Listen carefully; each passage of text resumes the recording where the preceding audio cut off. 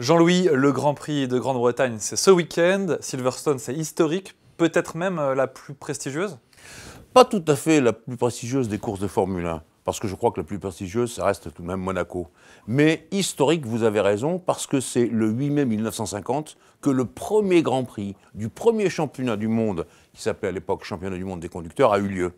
Et donc, on était sur un aéroport, on se servait de là où les avions faisaient le taxiing, comme on dit, c'est-à-dire le roulage, et c'est là-dessus que nos amis anglais ont inventé le premier circuit pour faire un Grand Prix de Formule 1 qui a compté pour le championnat du monde.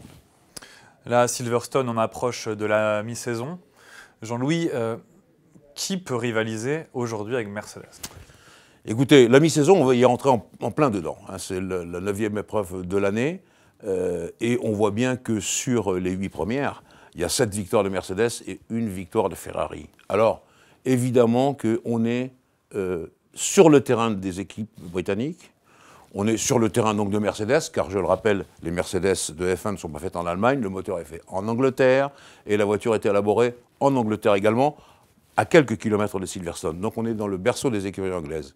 Mais on doit se rappeler aussi que, historiquement parlant, et en relation avec le nombre de Grands Prix de chaque équipe, eh bien c'est Ferrari qui a plus souvent gagné là-bas que McLaren et que Williams. Et peut-être que cette fois, eh bien l'histoire donnera raison à Ferrari. En tout cas, ce serait très sympa de voir les Rouges gagner à Silverstone, car ça nous changera un petit peu de la monotonie de Mercedes. Néanmoins, on ne peut pas négliger le fantastique duel entre Lewis Hamilton et Nico Rosberg, et je pense que ça nous tiendra en haleine également pour ce Grand Prix de Grande-Bretagne. Justement, Jean-Louis, on parlait de Ferrari, et on voit le grand patron de Fiat, Sergio Marchionne, de plus en plus présent. Est-ce que ça aussi, ça peut jouer au sein de l'écurie? Écoutez, ça peut aider. Parce que, vous l'avez dit, Marchionne, c'est le grand patron du groupe Fiat Chrysler, c'est aussi le grand patron de Ferrari, et il vient voir ses ouailles.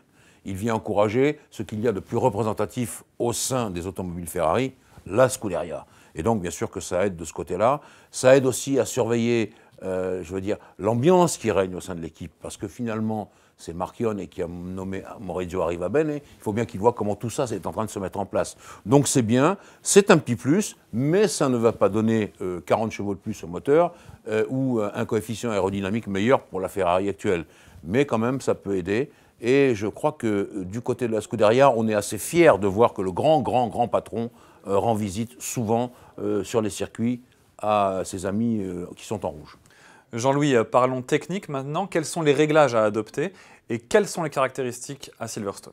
Alors, je dirais que Silverstone, maintenant, se divise grosso modo en 2 parties. La partie ancienne du circuit, avec des courbes véritablement effrayantes. Copse, l'enchaînement Magot, Beckett, Chapelle, des virages à plus de 200 km/h à plat, et donc très très difficile à négocier. Et puis, il y a la partie nouvelle, où on a fait des virages plus serrés, de façon à ce que les spectateurs voient mieux les voitures, voient mieux la course, et puis qui peuvent favoriser les dépassements. Pour ce genre de circuit, eh bien, il y a une seule règle, c'est une aérodynamique absolument parfaite, parce qu'il faut quand même maintenir le cap sur un fil dans les grandes courbes.